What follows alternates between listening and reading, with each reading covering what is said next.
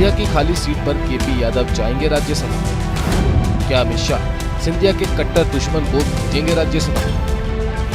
क्या जातिगत समीकरण के बीच केपी यादव मारेंगे बाजी? लोकसभा चुनाव के दौरान केंद्रीय गृह मंत्री अमित शाह मध्य प्रदेश की गुना शिवपुरी संसदीय सीट में चुनाव प्रचार के लिए आए थे। इस दौरान बीजेपी ने केपी यादव का टिकट काटकर इस सीट से ज्योतिरादित्य सिंधिया को उम्मीदवार बनाया था।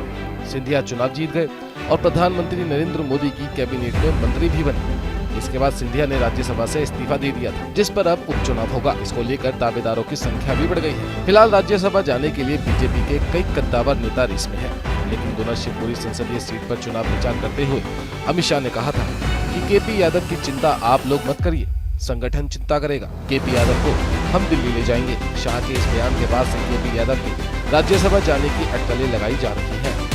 ऐसे में क्या अमित शाह अपना वादा पूरा करेंगे, ये देखना होगा। हालांकि बीजेपी चौंकाने की राजनीति में माहिर है, इसलिए जब तक नाम घोषित नहीं कर दिए जाते तब तक अटकलों का बाजार गर्म रहेगा। कांग्रेस की तरह बीजेपी ने भी जातिगत समीकरण का पूरा ध्यान रखा है। राज्यसभा में भाजपा के सांसदों में दलित समाज, आदिवासी वर्ग, पिछड़ा वर्ग और महिला वर्ग प्रतिनिधि है।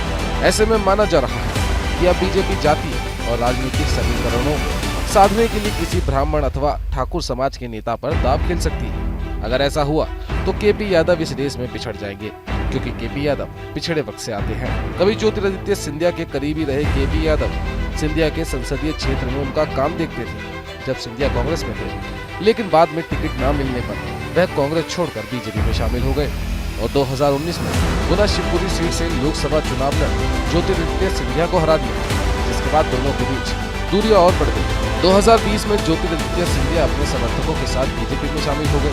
बीजेपी ने उन्हें राज्यसभा भेजा। उसके बाद पीएम मोदी के दूसरे कार्यकाल में कैबिनेट मंत्री भी बने। 2024 के चुनाव में केपी यादव का टिकट काट बीजेपी ने सिंधिया को गुना शिवपुरी संसदीय सीट से टिकट दे दी।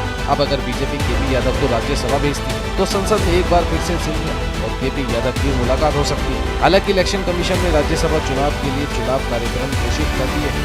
14 अगस्त को नोटिफिकेशन जारी होगा और 21 अगस्त तक नामांकन पत्र दाखिल होंगे। 3 सितंबर को चुनाव होंगे और उसी दिन रिजल्ट भी घोषित कर दिए जाएंगे। Bureau report, news India.